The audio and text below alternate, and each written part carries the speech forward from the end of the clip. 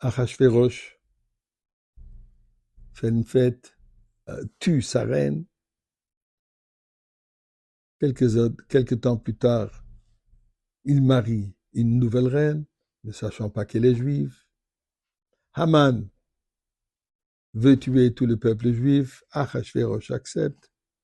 C'est là où Esther lui raconte, sache, je suis juive, et dans aucun moment tu vas tuer mon peuple. Il change d'avis, il laisse les juifs à se protéger, on se bat 1 ou 2 journées, et on fête depuis Purim. Mais est-ce qu'on connaît un peu les dates, l'ordre? Combien de temps ça a pris cette histoire de la Megillah? 1 mois, 2 mois, 5 mois, ou quelques années? Eh bien, on va voir tout ça tout de suite. Mais d'abord, ne tardons pas en remerciant Akadosh Baruch Hu, Mizmar le Soy de Rire, Adonai Kolativ de Sadene Besimcha, Boy le Fana Benan, Aduk Adonai Limu, Asana Vela Nachlam, Tamarisay, Boy Shor Besoy de Ratzroy Sebisila, Hoy de le Bach Shumoy, Itoiv Adonai l'Olam Chazdoy, Viadoy, Vodor Amunasoy, et dans le nom de la Tzedaka, pour la sécurité d'Israël et la Goula, bien sûr. Eh bien, commençons dès le début, bien avant l'histoire de Purim.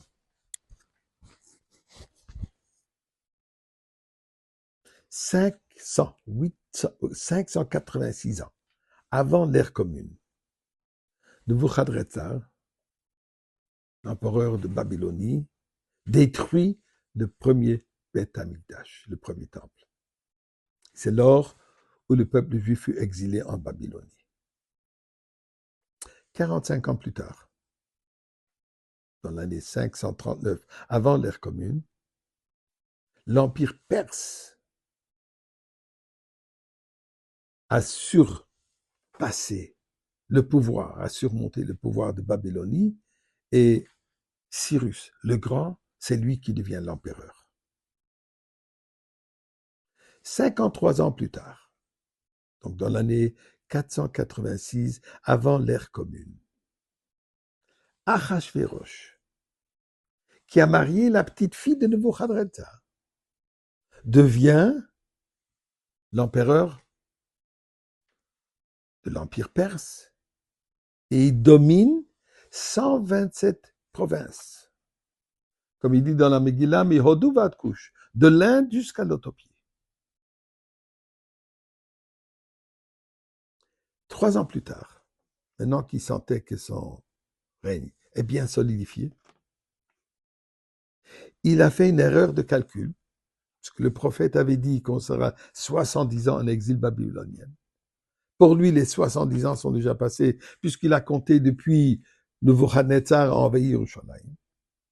L'erreur était, puisque les 70 ans étaient comptés plutôt de la destruction de Beth Amikdash, qui était plus tard. Mais lui, il pensait que la prophétie du retour après 70 ans du peuple juif ne va pas s'avérer. Il se sentait à l'aise. Il a fait une fête immense de 180 jours, durant laquelle il a désécré, il a utilisé des différents items du Beth Amikdash, chose pour montrer qu'il est lui le pouvoir. Mais durant cette fête, il y avait un petit problème où la reine Vashti ne voulait pas se présenter de la manière qu'Achashverosh demandait. Ça a causé un grand drame, la révolution féminine, et ils ont tué, le roi a décidé de tuer Vashti. Ça lui a pris des années pour se remettre de ce trauma. 3 ans et demi environ plus tard. Finalement, il marie Esther, ne sachant pas qu'elle est juive. Mais il était heureux. Ce moment, Haman devient le ministre le plus important, la force de l'Empire. Sa haine contre les Juifs était totale, surtout contre Mordechai, puisque Mordechai ne le respectait pas de la manière qu'il voulait.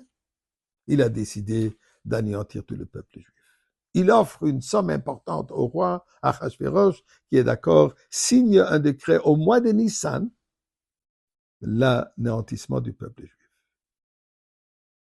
Du 13 au 15e jour, 3 jours du mois de Nissan, Esther jeûne et tout le peuple juif, avant qu'elle se présente devant Achashverosh, pour lui dire la vérité, elle est juive, et dans aucun cas elle sera d'accord que le peuple juif soit anéanti.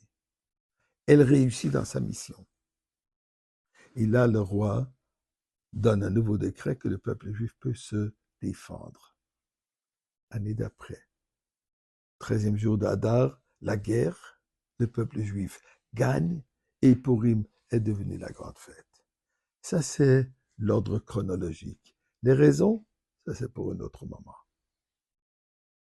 Et entre-temps, méritons déjà la venue de Mashiach au Beth Amikdash et nous allons fêter avec Mordechai et Esther ce Purim.